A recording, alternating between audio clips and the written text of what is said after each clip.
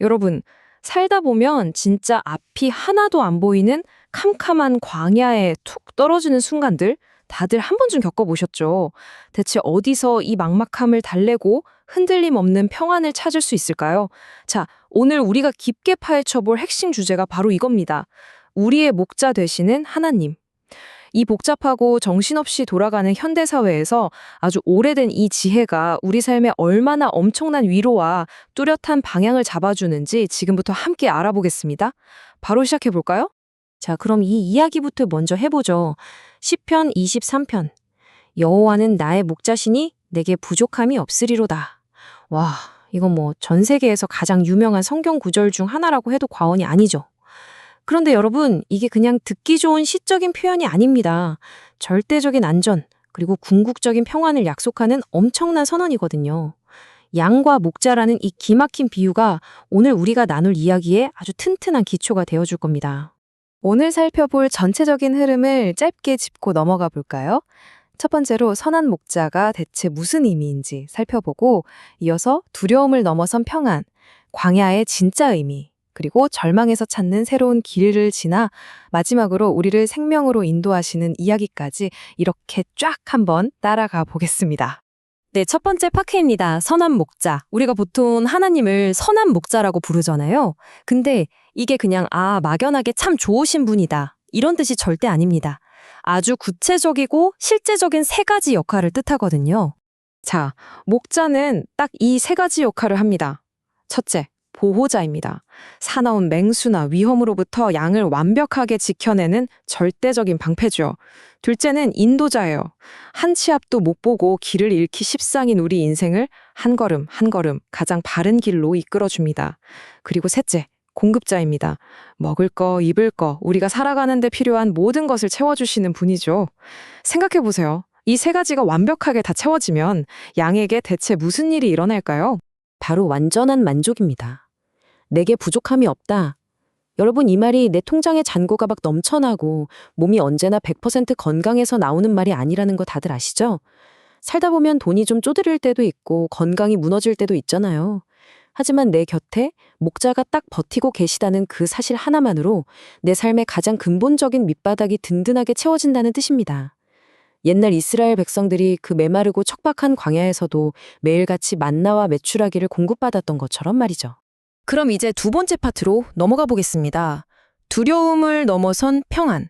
이 목자의 존재가 우리 일상 속 진짜 심리적인 현실과 어떻게 연결되는지 한번 볼게요. 여기서 여러분께 돌직구 질문 하나 던져볼게요. 우리는 매일 밤잠을 설치게 만드는 마음 깊숙한 곳의 이 본질적인 두려움을 도대체 어떻게 이겨낼 수 있을까요? 진짜 스스로를 곰곰이 돌아보게 만드는 질문이죠. 평생 인간의 두려움만 파고든 뉴 마실린 박사라는 분이 계신데요.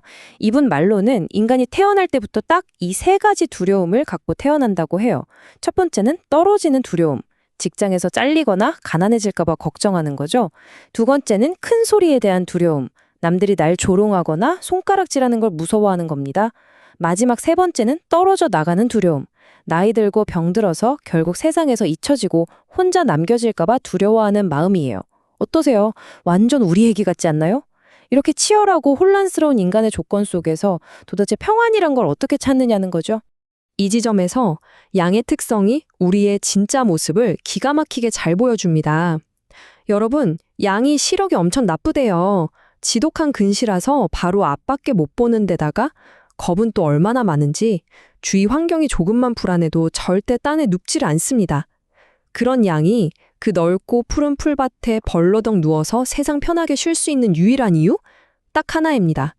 목자가 바로 곁에 서 있기 때문이에요. 그러니까 우리가 진정한 마음의 평안을 누릴 수 있는 힘은 당장 내일 일이 눈에 보이지 않아도 목자이신 주님이 지금 내 옆에 딱 붙어 계신다. 이 근접성 하나에 완전히 달려있다는 겁니다. 자, 세 번째 파트, 광야의 의미입니다. 사실 고난이 닥쳤을 때 그걸 어떻게 해석하느냐가 정말 중요하거든요. 우리가 정말 흔하게 빠지는 혼란이 있죠.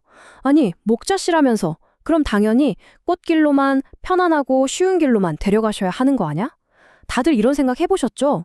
그런데 갑자기 원치 않는 질병이나 사업 실패, 관계의 단절 같은 고난이 닥치면 내가 길을 단단히 잘못 들었구나 하고 절망하기 쉽습니다. 그런데 여기서 진짜 중요한 질문을 던져볼게요. 대체 왜 하나님은 우리를 의도적으로 그 메마른 광야로 이끄실까요? 신명기 8장 2절에 아주 명쾌한 답이 나옵니다. 이스라엘 백성들이 광야에서 보낸 40년, 그거 리더가 길치라서 헤맨 게 절대 아닙니다.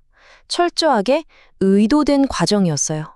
광야는 실수로 떨어진 곳이 아니라 우리의 교만한 힘을 쫙 빼고 과연 이 척박한 어려움 속에서도 네가 나를 믿고 의지하겠느냐를 달아보시는 일종의 신성한 테스트 장소입니다.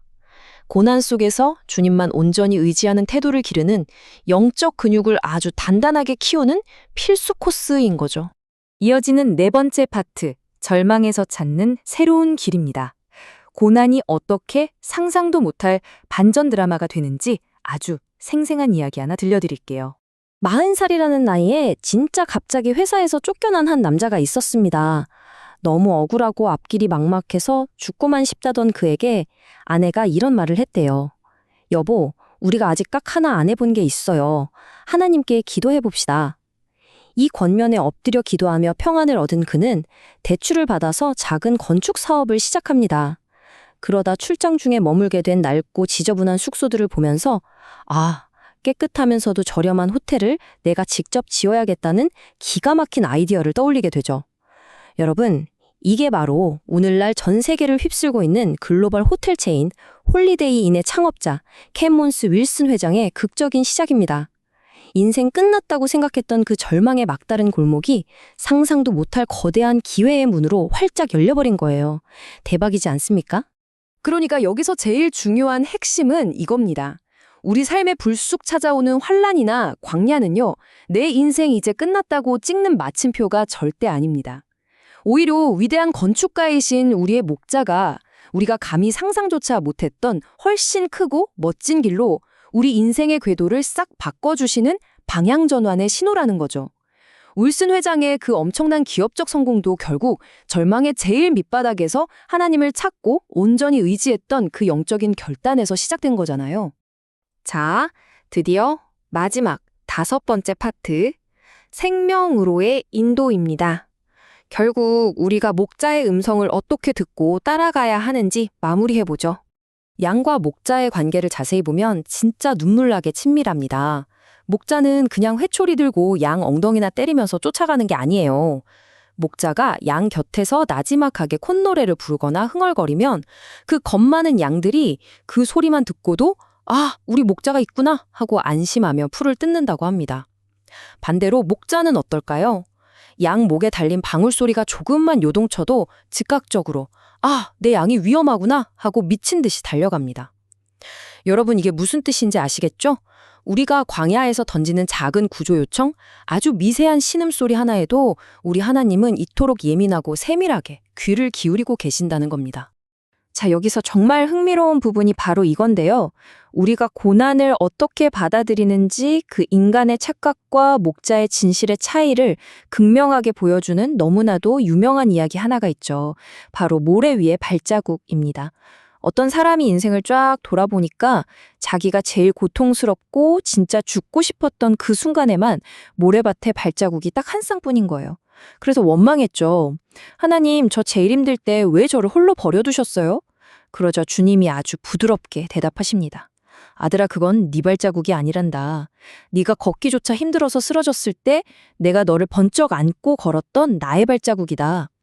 여러분, 우리가 완전히 바닥을 치고 철저히 혼자라고 느끼는 그 순간요? 사실은 우리가 목자의 품에 가장 깊숙이 안겨있는 바로 그 순간입니다. 세상 끝날까지 너희와 항상 함께 있으리라. 예수님의 이 강력한 약속은요, 우리 삶이 평탄하고 문제 없을 때만 유효한 게 아닙니다. 내가 세상에서 가장 철저하게 고립되었다고 느끼는 나만의 그 막막한 광야 한가운데서도 여전히 빛을 발합니다. 예수님은 단 한순간도 우리를 고아처럼 내버려 두지 않으시니까요. 자, 이제 오늘의 이야기를 마치면서 여러분께 이 질문을 꼭 드리고 싶습니다. 여러분 앞에 쫙 펼쳐진 인생의 지도 앞에서 어떻게든 나 혼자 길을 찾아보겠다고 계속 아둥바둥 하시겠습니까? 아니면 비록 지금 내가 걷는 이 길이 너무 거칠고 두려울지라도 나를 품에 꼭 안고 가시는 그 선한 목자를 한번 온전히 신뢰해 보시겠습니까? 인생의 그 깊은 고난 속에서도 주님의 손을 꽉 붙잡으신다면 여러분이 서 있는 그 메마른 광야는 반드시 생명이 넘치는 새로운 길로 피어날 겁니다. 오늘 여러분을 향해 내밀고 계신 선한 목자의 손길 꽉 붙잡으시길 응원하겠습니다. 지금까지 함께해 주셔서 감사합니다.